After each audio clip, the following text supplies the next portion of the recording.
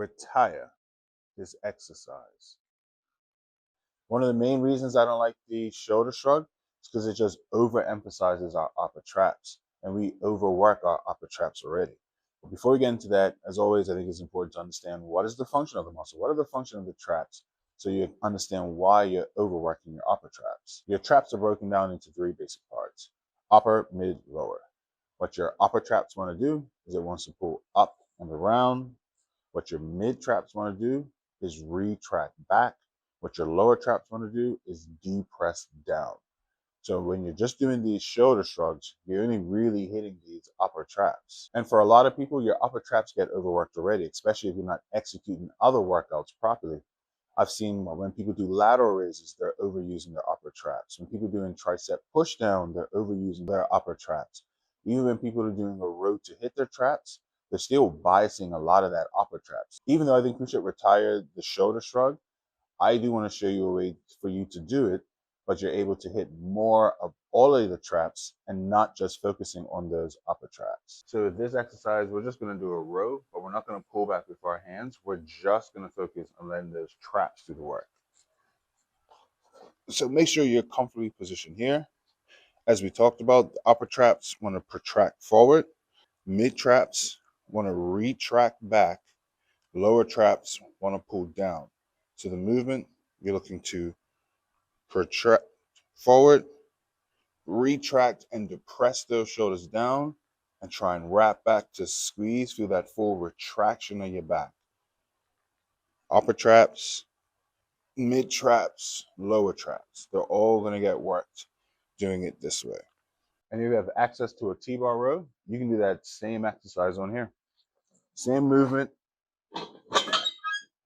Protract forward, depress those shoulders, retract back. So hopefully you can see and compare now just doing the standing shoulder shrug, how you're only hitting that one muscle, but now doing it on an incline bench or on a T-bar row, now you're able to work all of those trap muscles, not just the upper, but you're able to work the mid and the lower as well. If you're doing bench dips to train your triceps, you're more than likely going to stress your shoulder than build any muscle. And here's why. Bench dips falls in that category of low reward, high risk, where it's not in a very effective workout and is really going to increase your chance of possible injury.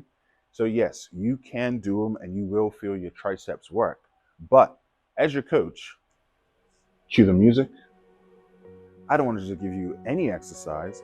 I want to give you effective exercises that can yield a greater chance of results with decreased chances of injury. Because at the end of the day, I just want you to live long and prosper. As we've always gone through, we want to know what's the function of the muscle so we know how to best train the muscle. The muscle, your triceps, want to go through elbow flexion, elbow extension. Think of slamming your forearms into your bicep for that elbow flexion, fully lengthening your arms for elbow extension. So why is it an ineffective workout? One, because it can only really work the muscle in that shortened range. And as we talked about before in previous videos, if you're trying to build muscle, you want to find out how can I work the muscle or prioritize working the muscle in its mid to lengthen ranges. Dips, you can only work it in that short range. So can it provide a burn? Absolutely. But burn doesn't equate to growth. We're trying to stimulate, challenge the muscle, and that's done best in its mid to lengthen ranges. The other reason I don't like the bench dips is because it can increase your chances of injury. Now, the safest bench dips you can do is on the ground. Feet and hands on the ground and you just extending and bending your arms. That will probably be the safest way, but look at that little range you're doing. That is not going to be a great exercise for growth. Now, elevating and doing your bench dips off of a bench is almost just as ineffective, but now you've increased your chances of injury because you're trying to force yourself deeper, but you're not really working your triceps any extra. When you're doing your bench dips, because of the bench and where it's positioned, you cannot go into elbow flexion, but you can try and go deeper. And as you try and go deeper, what your body's trying to do, because now you cannot work the tricep, you're going to notice how your shoulders rotate inwardly. We don't want that. We don't want to stress your shoulders and start compressing your shoulders together. That's going to be an easy way to injure yourself.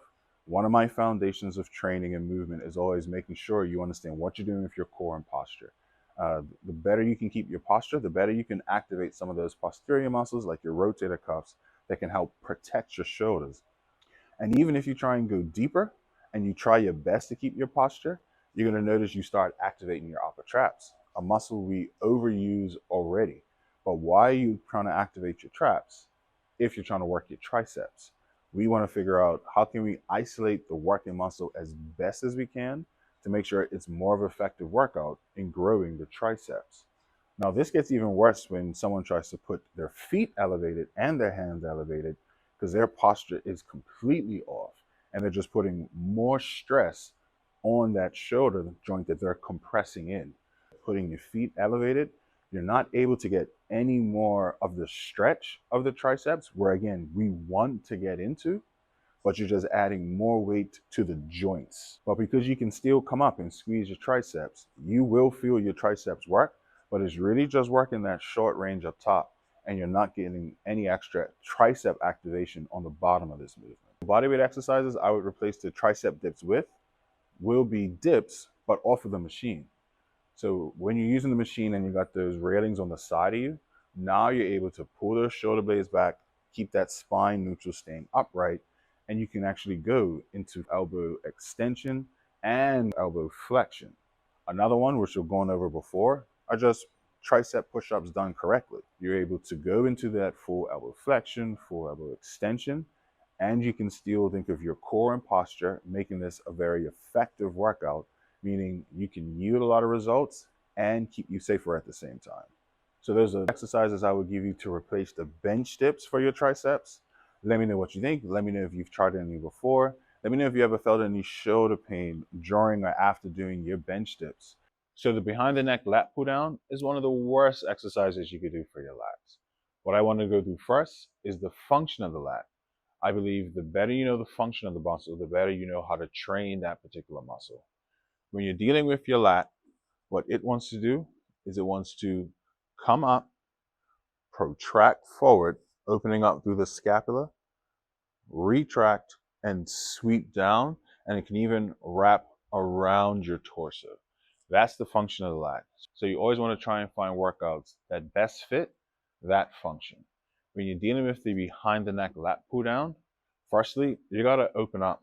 Your lats do not want to abduct as one of its primary movements. So as soon as you start doing this, you start taking some of your lats out of the equation. And then look at the angle when you pull it down. Your elbows are pushing back away from your hip, versus if you look at a standard lat pull down, you're able to push your elbows towards your hip. And that's a great cue I love to give whenever you're trying to train your lat. It being a lat pull down or one arm row, you driving your elbow down towards your hip is going to give you a great activation of your lats. So because of that angle, you're not going to get a full contraction. And then you've lost a lot of the range where you're not going through that fully lengthened or the mid range of your lats function as well. I want you to really compare. Do a lat pull down in front of you effectively. Tell me if you're able to feel the stretch and contraction in your lats. Then try and do a behind the neck lat pull down and really tell me what lat activation you're feeling. The other reason I don't like it is because of what you have to do with your neck.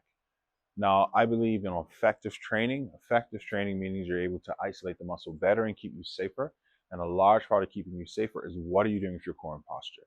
I'm always going to pick exercises for myself and my clients that they're able to keep a neutral posture. So that way I know they're able to stabilize, their spine's neutral as well, which should decrease the chances of injuries. When you see people doing the behind the neck lat pull down, it is not a natural position they have to be in. They have to start pulling down on the neck or moving the neck forward just to try and get the weight down. That, when you think of the repetition and the weight you're using, that can easily lead to increased chances of injury on your neck or through your spinal column.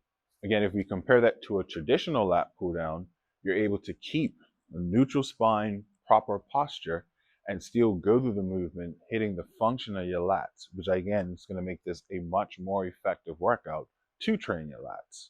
The other reason I don't like it is because it activates so much of your upper traps. Effective training, we are trying to isolate a particular muscle to train that muscle. You're probably working more traps than lats in this particular exercise. If we look at the standard lat pull down, you're able to keep that chest up, keep those elbows forward, which is a better position for your shoulders, and drive down, keeping more tension on your lats instead of your upper traps. So for those reasons alone, I think the behind the neck lat pull down is easily something we can retire, and I don't think we'll miss it at all. Hopefully I've shown you enough reasons why doing your lat pull down is going to be much better in front of you versus trying to do a behind the neck lat pull down. But even using the standard bar, you are going to activate some of your other posterior muscles. You're definitely going to bias your lats though. But if you even want to put more attention on those lats and really focus on those lats, what I would do is use a close grip lat pull down. So if you remember what we talked about, that function of lat, how it wants to sweep out, protract, retract, and then sweep down, because of the close grip, you're able to really fit that profile of your lats. So hold on, make sure you're locked in tight, lean back slight. I can protract, feel the stretch, retract, drive my elbows down towards my hip, fully contract those lats, and then go through the motion again.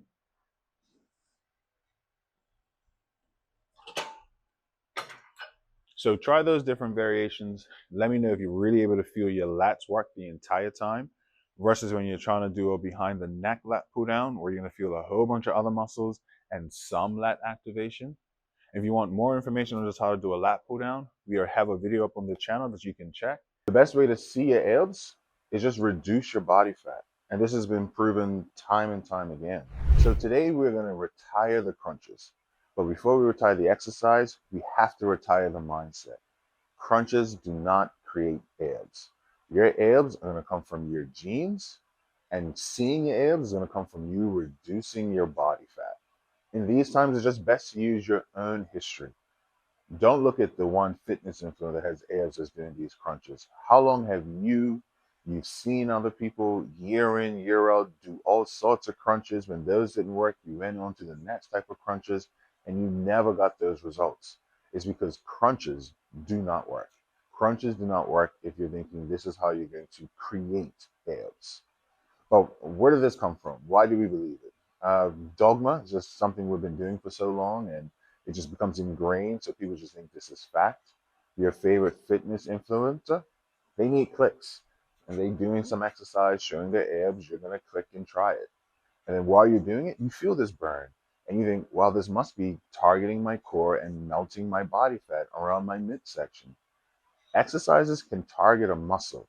It does not target body fat. The best way to see your abs is just reduce your body fat. And this has been proven time and time again. If you can reduce your body fat, you will reveal the muscle underneath. And the best way to lose weight is not by doing crunches. The best way to lose weight, in my opinion, is always think of your hormonal health first, making sure you're thinking of your insulin, your GH, your cortisol levels, thinking of your sleep. And then once your hormones is in a good place, then you start thinking about calories in versus calories out. Now, some people would argue that they do crunches as an exercise to burn calories. Yeah, but I don't think that's the most effective way. You doing non-stop crunches for 30 minutes, and who does non-stop crunches for 30 minutes? You can only burn up to 80 to maybe 150 calories in a 30-minute bout, versus if you just went on a 30-minute brisk walk, which is something you can actually do and you can do daily, you can burn up to 150 to 200 calories in that 30-minute bout. So that's going to be a way more effective way to burn calories. Some people will do crunches for their core. Now, depending on the type of crunch you're doing, this can have some core benefits, but I still don't think is the most optimal way to work your core, especially when I see how people do crunches and they're straining and they're pulling on their neck. They're more likely to hurt their back than get a six-pack. Most people confuse abs and core. Your abs sit on top of the core, so your abs is the visible muscle. Your core is the muscle that sits underneath and wraps around your entire torso. That's the thing I would always focus on because that's the thing that can help stabilize the body and help prevent a lot of injuries and then just improve your movement patterns. And this isn't coming from me, nobody YouTuber. This is coming from Dr. Stuart McGill. He's a world-renowned doctor when it comes to spine and lower back health and lower back rehab. His even talked about how it's that excessive motion, especially when people are adding on weight, especially because they think they have to do this daily, of you pulling on your neck, pulling on your spine, going into that spinal flexion that can actually cause back issues.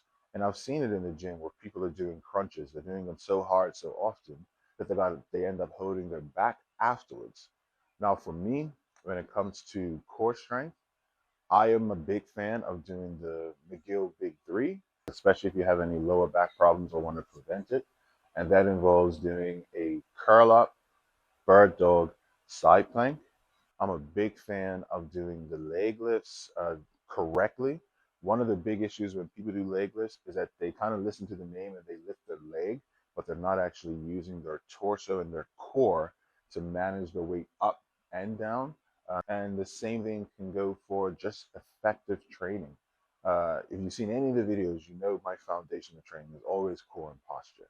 Now, the thing when people train, they have no concept of the core, which is why when you see them doing bicep curls, they're always rocking back and forward.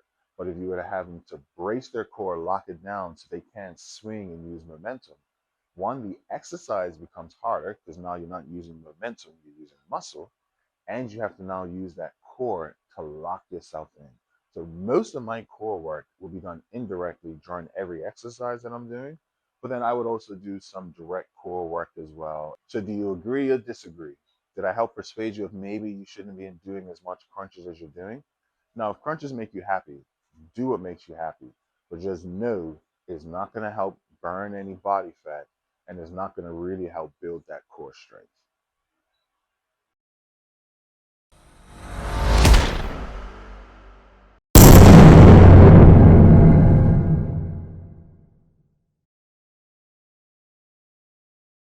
So the upright row is a shoulder exercise that's really meant to bias that lateral delt. I don't think it fits the function of the delt.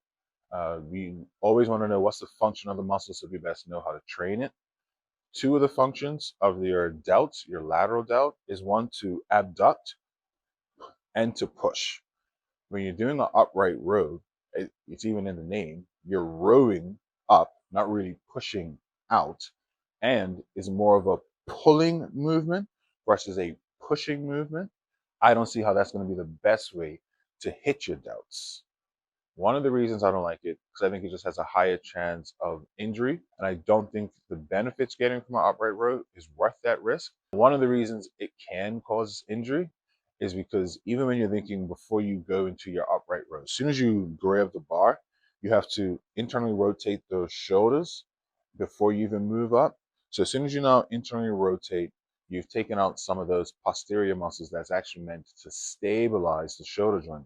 You're not able to use those rotator cuffs. And we know from previous videos, you not having those stabilizers, you not being able to activate those rotator cuffs is one major reason a lot of people get injured. So just by being in this position and then driving up and smushing a bunch of shoulder stuff can cause injuries, especially once you start thinking of your techniques, the weight you're lifting, how often you do these things. One of the other reasons I don't like it is because how it can bias your upper traps. And this is something we talked about in one of the last videos, how we do so many other workouts that bias our upper traps.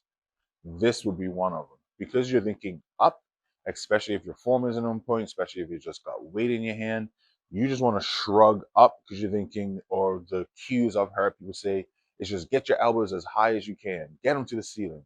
And but by doing that, what the body would probably want to do is also shrug your upper traps to then bring everything forward. So it can go as high as it can. And when you get tired, those upper traps, because you're doing that upright row movement, they're going to want to try and get involved. So I'm going to go through two movements I would do to replace the upright row. One would be a cable lateral. Now, one of the reasons a cable lateral would be better is even if you're looking at that moment arm, and we've gone through previous videos, moment arm just indicates how much load is being placed on the muscle during the exercise profile. The moment arm on the bottom here is going to be much longer, much more intense, more tensions on the shoulder than the moment arm doing an upright row. The other thing is that this better fits the function of the lateral delt, as in I'm able to abduct and push away, and I can keep tension on that shoulder the entire time. And I'm able to keep my posture so I know I can use those rotator cuff muscles and just keep everything back to keep that tension on the shoulders, and I'm not smushing a whole bunch of stuff together. Now, if you want a deeper breakdown on how you can do a cable lateral raise, just let me know and we can do a longer breakdown video for that. The other one would be a chest supported dumbbell lateral. I like the chest supported lateral because many times you see people do lateral raises doing a whole bunch of swinging, just using momentum. Being able to keep my chest hair and taking that momentum out is able to keep those tensions on the delts. And then just like with the previous one, this better fits the function of the lat, where I'm able to abduct and push away. But with this one, the moment arm is going to be longest at the top of the range. So even when I do my laterals, any form of dumbbell laterals, I'm never going to come to the bottom because there's no tension here. I will want to start up roughly here and then go into that abduction, squeeze my delt, come down where I can keep tension, and I want to stop here so I know I'm constantly got tension on my delts. So chest supported, lean forward slight. Again, I'm thinking of my posture. I'm going out wide, coming down slow, and then going back out wide. So again, I want to come here because there's no tension here. I feel it right there starting in my delts, and this will be where it's hardest. So those are two exercises that I would do to really hit my delts and grow my shoulders and not cause or decrease the chances of injury, and why I would retire the upright row. So I want you to try these shoulder exercises during your next shoulder day or your push day, and let me know if you're really able to feel the tension in your shoulder throughout the whole profile, just doing these two exercises versus the upright row. And if there's any other videos you guys want me to break down or any other videos you think we should retire, let me know in the comments below, and I'll see you guys on the next video.